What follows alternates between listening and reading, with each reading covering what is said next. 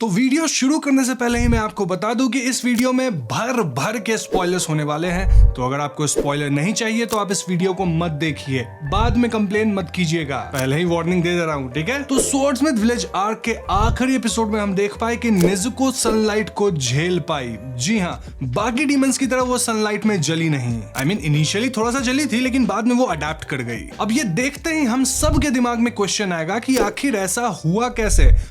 Technically देखा जाए तो मुजान यहाँ हजारों सालों से डीमन बना फिर रहा है, लेकिन वो भी आज तक सनलाइट को झेल नहीं पाया, लेकिन नेज़ुको ऐसा कर पाई।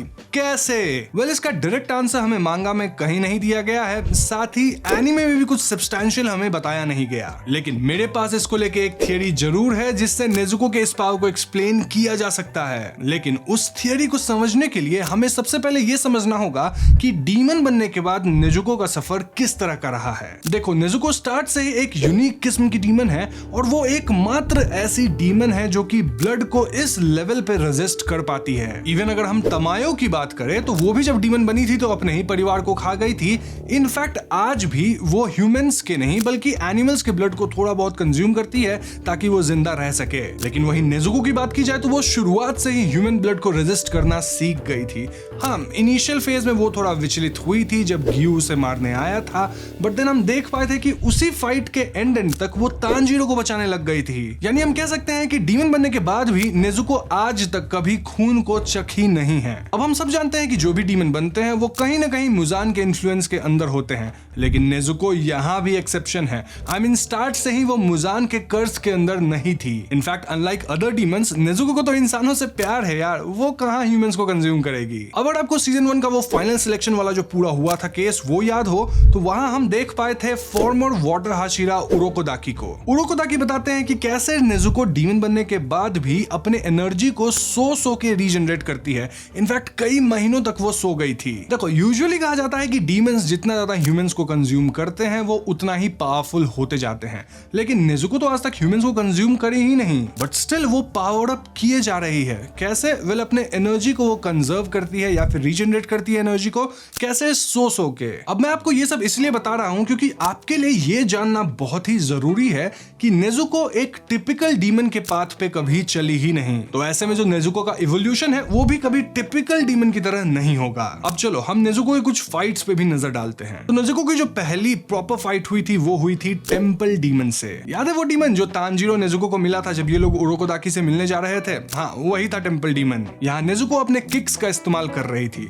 देन इनकी लड़ाई होती है एक स्वैम्प डीमन से, और स्वैम्प डीमन नेज़ुको के पावर को देख के कहता भी है कि जरूर ये बहुत सारे ह्यूमंस को खाई होगी तभी इतनी पावरफुल है। इवन नेज़ुको जब सासुमारू से लड़ी थी, सासुमारू वो डीमन जिसके पास बॉल्स वगैरह थे और वो बॉल से मारती थी लोगों को, जी हाँ, तो उस डीमन से लड़ते वक्त नेज़ुको अपना पैर खो दी थी। यहाँ तमायो नेज़ुको को सीरम देके उसको लेग को हील करने, या हम कह सकते हैं रीजनरेट करने में मदद करी थी। इसके बाद नेज़ुको अपने आप ही खुद को रीजनरेट करना सीख गई थी। इनफैक्ट वो काफी स्ट्रॉन्ग हो गई। मैं आपको बता दूं कि ये तमायो की दवा की वजह से नहीं हुआ, ये नेज़ुको का अपना इवोल्यूशन था। अब इस बात का पॉइंट ये बनता है कि नेज़ुको एक बहुत फास्ट लर्नर भी है। वैसे अगर आप भी फास्ट लर्नर बनना चाहते हैं तो भैया मेरे को डिस्कॉर्ड पे फॉलो करो, वहां हम लोग हर हफ्ते बातचीत करते हैं सभी लोगों से। साथ ही लगे तो हमें इंस्टाग्राम पे फॉलो कर लेना। आई नो ये प्लग बहुत ही गंदा सा था, लेकिन करना जरूरी है ना, फॉलोअर्स हर जगह बढ़ाने हैं, समझ जाओ मेरी बात को, कर लो फॉलो। खैर आगे बढ़ते हैं हम रूई की लड़ाई की तरफ, जहां पे नेज़ुको अपना ब्लड डीमन आर्ट को अनलीश की थी। अब ये ब्लड डीमन आर्ट भी ऐसा है जिससे ह्यूमंस को कुछ नहीं होता बल्कि डीमंस ही इससे जलने लग जाते हैं। इनफैक्ट डीमंस का जो जहर होता है उसको भी कहीं ना कहीं ये ब्लड डीमन आर्ट काउंटर करता है। हम देखे थे कि कैसे तेंगेन उजुई बहुत ही ज्यादा जहर के प्रकोप में आ गए थे और नेज़ुको आराम से अपने ब्लड डीमन आर्ट की मदद से उनके जहर को निकाल दी उनके शरीर से। अब इसके बाद नेज़ुको का एक और अचीवमेंट ये कि वो सानेमी के मरेची ब्लड तक को रेजिस्ट कर गई थी।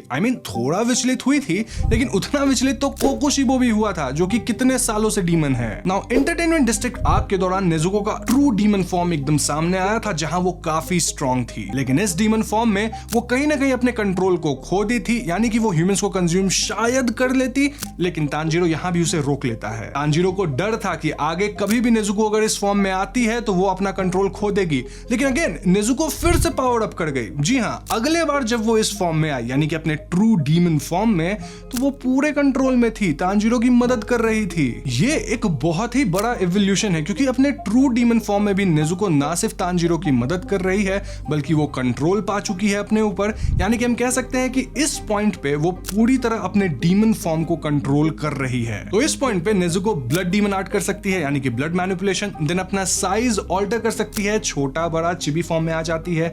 इसके अलावा नेजुको के पास इमेंस स्ट्रेंथ है अपने ट्रू डीमन फॉर्म में और उसका रीजनरेशन अपर मून की तरह है, एकदम इंस्टेंट। तो ये तो थी नेजुको की इवोल्यूशन। लेकिन चलिए जानते हैं कि तमायो का नेजुको के बारे में क्या कहना है। तमायो ही क्यों? क्योंकि वो नेजुको के ब्लड पे एक्सपेरिमेंट कर रही है। बेसिकली हम कह सकते हैं कि तमायो जो है वो नेजुको के ब्लड को डीपली स्टडी कर चुकी है। तो आपको याद होगा कि जब पहली बार तांजीरो मुजान से भिड़ा था, मतलब भिड़ा नहीं, मिला था, तो उस टाइम पे मुजान एक इंसान को डीमन में तब्दील कर दिया था इंस्टेंटली। वेल, इस बंदे का ख्याल तमायो रख रही है और तमायो बताती है कि इस बंदे को वो ऑलमोस्ट नॉर्मल बना दी, यानी डीमन से थोड़ा कम डीमन, पूरी तरह से इंसान नहीं बट उसके ट्रेड्स को हटा दी। कैसे?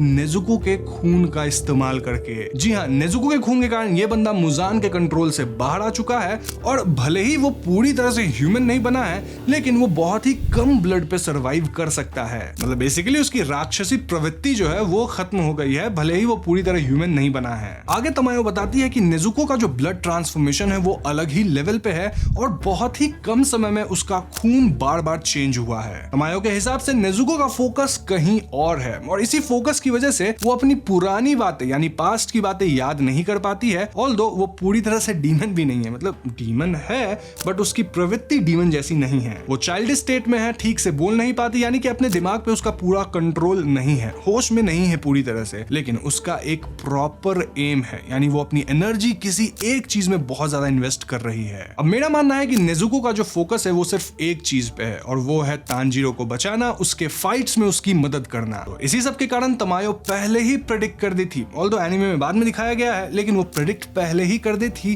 कि एक पॉइंट पे जाके नेजुको सनलाइट को भी झेल पाएगी। और स्वर्ड्समिथ विलेज आर्क के आखिरी एपिसोड में ऐसा ही हुआ जहां नेजुको सनलाइट को फाइनली झेल पाई। वो अब थोड़ा बहुत बातें भी करने लग गई है, ऑल्दो हम अभी भी कह सकते हैं कि नेजुको को अपने ऊपर, मतलब ह्यूमन वाले फॉर्म के ऊपर पूरी तरह से कंट्रोल नहीं है, क्योंकि अभी भी वो थोड़ा बहुत ही बोलती है। अब ऐसा इसलिए क्योंकि जैसा मैंने बताया कि नेजुको का प्राइमरी फोकस है तांजीरो की मदद करना, उसकी लड़ाई में उसकी हेल्प करना। वैसे एक फन फैक्ट बताओ, अपना इनोस्के है ना, वो नेजुको को बाद में सिखा देगा अपना नाम बोलना, और जब जेनित्सु आएगा तो नेजुको उसको बोलेगी वेलकम इनोस्के, इस तरह से कुछ।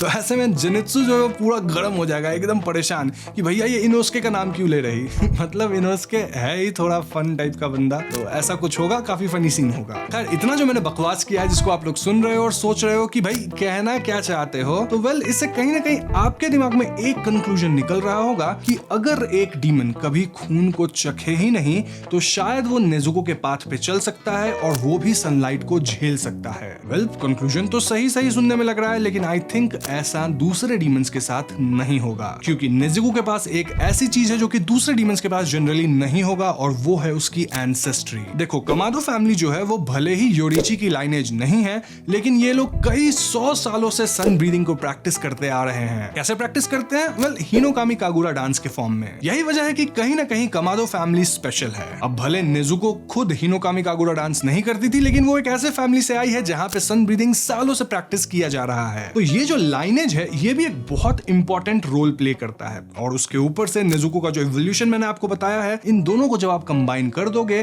तो आपको एक ऐसी डीमन मिल जाती है जो कि सनलाइट को झेल पाएगी। वैसे अगर देखा जाए तो नेजुको अपने ब्लड डीमन आर्ट की मदद से किसी के ब्लेड को रेड टर्न कर सकती है। तांजीरो के ब्लेड को की है स्वर्ड्समिथ विलेज आर्क के दौरान। अब किसी भी डीमन स्लेयर को अपना ब्लेड को रेड टर्न करने के लिए बहुत मेहनत लगती है, बहुत ज्यादा एफर्ट यूज होता है और सबके बस की बात नहीं है। इस रेड ब्लेड के काटे जाने से डीमंस का रीजनरेशन स्लो हो जाता है, और मैं आपको ये पॉइंट इसीलिए बता रहा हूं ताकि आप समझ सको कि भले ही नेजुको सन ब्रीदिंग नहीं करती है, लेकिन उसका जो डीमन आर्ट वगैरह है वो कहीं ना कहीं सन ब्रीदिंग के यूजर को थोड़ा बहुत रिजेंबल जरूर करता है। तो अब ये सब बात सुन के आप कहीं ना कहीं एक बार जरूर सोच रहे होंगे कि क्या नेजुको शुरू से ही सनलाइट को झेल पाती, यानी इनिशियल स्टेज में अगर वो सूरज में आ जाती तो क्या वो उस टाइम भी नहीं जलती? अगेन मैं बता दूं, ऐसा शायद नहीं होता, क्योंकि यहाँ पे सिर्फ एंसेस्ट्री ही मैटर नहीं करती बल्कि आपका इवोल्यूशन भी मैटर करता है। तो नेजुको का जो इवोल्यूशन था वो फाइनली अब जाके एकदम प्रॉपर हुआ है, एंड देन वो सनलाइट को रेजिस्ट कर पाई अपने एंसेस्ट्री और इवोल्यूशन के मिक्स से। वो हमेशा स्ट्रांग बनती गई, अपने आप को उस तरह से ढालती गई, देन उसका एंसेस्ट्री भी है, सब मिलाओगे तो आपको मिल जाएगा एक ऐसा डीमन जो कि सनलाइट में डांस कर सकता है। भले ही मुजान अपना माइक माइकल जैक्सन डांस नहीं कर सकता सनलाइट में। अब यहाँ एक और इंटरेस्टिंग पॉइंट है जो कि जुड़ा है डीमन किंग तांजीरो से। जी हाँ, तो जिन्होंने भी मेरी वीडियोस देख रखी है या फिर मांगा को पढ़ रखा है उन्हें पता होगा कि जब तांजीरो डीमन किंग बनता है तो वो भी सनलाइट को झेल पाता है। तो आखिर तांजीरो इंस्टेंटली ऐसा कैसे कर पाया? वेल, ऐसा इसलिए क्योंकि तांजीरो इस पॉइंट पे ऑलरेडी सन ब्रीदिंग को प्रैक्टिस कर रहा था और वो अपने ह्यूमन फॉर्म के पीक में था, यानी ह्यूमनली वो जितना इवॉल्व हो सकता था वो हो चुका था। उसके ऊपर से उसके पास लाइनेज थी और ये बंदा तो खुद ही सन ब्रीदिंग को प्रीच कर रहा है, प्रीच नहीं कर रहा, प्रैक्टिस कर रहा है। तो आप यहाँ भी नेजुको वाला सेम लॉजिक लगा सकते हो, जैसे तांजीरो का जो इवोल्यूशन था वो ह्यूमन फॉर्म में था और इसीलिए इन दोनों चीजों को कंबाइन करके तांजीरो भी सनलाइट को झेल पाया था अपने डीमन किंग फॉर्म में। तो ओवरऑल इस वीडियो का कंक्लूजन ये है कि अगर आप सन ब्रीदिंग प्रैक्टिस करते हो या फिर आप एक ऐसी फैमिली से हो जिसमें सालों से सन ब्रीदिंग प्रैक्टिस करा जा रहा है, साथ ही आप अपने आप को पीक फॉर्म में ले आए हो, चाहे वो ह्यूमन का पीक फॉर्म हो या फिर डीमन का पीक फॉर्म, और ऑब्वियसली आपने खून को कंज्यूम नहीं किया है किसी ह्यूमन के, तो ये सब करने के बाद भी अगर आप डीमन बनते हो तो आप सनलाइट को झेल पाओगे। बता दिया है मैंने आपको टेक्निक, ट्राई कर सकते हो अपने रियल लाइफ में, मुझे बताओ कैसा होता है। मुजान ऐसा नहीं कर पाया क्योंकि एक तो वो इतने सारे लोगों को मारा है, ना तो वो सन ब्रीदिंग यूज करता है और उसे ब्लू स्पाइडर लिली भी कभी नहीं मिला जिसकी मदद से वो ऐसा मेडिसिन बना सके जिससे कि वो सनलाइट को झेल पाए। वैसे ब्लू स्पाइडर लिली से एक इंपॉर्टेंट फैक्ट याद आता है। कभी आपने सोचा है कि मुजान हजारों सालों से डीमन है लेकिन आज तक उसे ब्लू स्पाइडर लिली वाला फूल मिला क्यों नहीं? वेल, ऐसा इसीलिए क्योंकि ये जो फ्लावर है वो काफी रेयर है, जो कि साल में सिर्फ 2-3 दिन ही उगता है और वो भी कब ब्लूम होता है? वेल, सनलाइट में। वैसे में मुजान और डीमन जो है वो कैसे खोज पाएंगे इसको, क्योंकि रात के समय तो ये ब्लूम ही नहीं करता। अब ब्लू स्पाइडर लिली से एक और बहुत ही फार फेस्ट थ्योरी रेडिट से आती है, मैं इसमें बिलीव नहीं करता लेकिन आप चाहो तो मान सकते हो। तो थ्योरी ये है कि तांजीरो और नेजुको की जो मम्मी थी वो ब्लू स्पाइडर लिली के फील्ड वगैरह में जाती थी, इन लोगों को खिलाती थी वहां। तो ऐसा पॉसिबल है कि वो ब्लू स्पाइडर लिली का कुछ सीरम वीरम बना के इन लोगों को पिलाती हो, जड़ी बूटी की तरह कुछ, तो इसीलिए ये लोग झेल पाते हैं। अब मैं पर्सनली इस थ्योरी में बिलीव नहीं करता लेकिन कई लोग इसको मानते हैं, तो आप चाहो तो आप भी मान लो। तो यही थी मेरी सारी थ्योरीज जिससे कि एक्सप्लेन होता है कि आखिर क्यों नेजुको सनलाइट को झेल पाई, और मेरी उम्मीद है कि आप भी इन थ्योरीज को समझ गए होंगे। समझ गए हैं तो वीडियो को लाइक और शेयर कीजिएगा, लेकिन अगर आपके पास कुछ और थ्योरी है तो कमेंट सेक्शन में लिखो, क्योंकि थ्योरी खेलने में बड़ा मजा आता है और आपकी बातों को पढ़ने में भी बहुत मजा आता है। मैंने कुछ गलत भी यहाँ बोला हो तो मुझे करेक्ट करना, क्योंकि ये सब एजम्पशन पे हम बात कर रहे हैं, तो रियल फैक्ट क्या है वो शायद किसी को नहीं पता एक्सेप्ट जिन्होंने लिखा है इस पूरे डीमन स्लेयर को। अब वीडियो में यहाँ तक बने हो तो हमारे चैनल को सब्सक्राइब भी कर लेना, क्योंकि सब्सक्राइबर्स की बहुत जरूरत है। अगला एम है 2 लाख सब्सक्राइबर्स, जल्दी से कंप्लीट करना है। I'll see you guys in the next one. Peace out.